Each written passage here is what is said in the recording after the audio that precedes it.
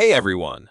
If your phone's screen doesn't rotate when you turn it, this video will show you how to enable auto rotate on the Samsung Galaxy S25 and fix any issues if it's not working.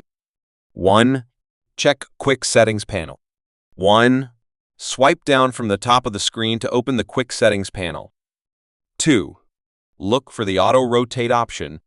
If it's white, it's enabled. If it's gray, it's disabled. Tap it to turn it on. 3.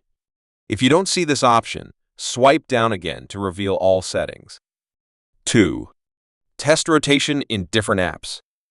Some apps, like the home screen or certain applications, do not support screen rotation. To test, open YouTube, the gallery, or a web browser and turn your phone. If rotation works in these apps, the issue is not with system settings. 3.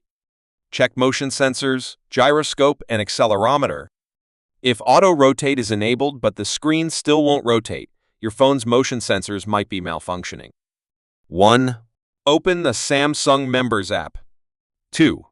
Go to Diagnostic Sensor and test if the gyroscope and accelerometer are working properly. 3. If these sensors are faulty, a hardware repair may be required. 4. Other solutions: if the issue persists, restart your phone and try again. Uninstall any third-party apps that may control screen rotation. Reset your phone to factory settings as a last resort. With these methods, you can enable auto rotate on your Samsung Galaxy S25 and enjoy seamless switching between portrait and landscape modes.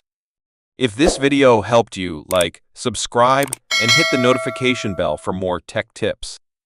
See you in the next video.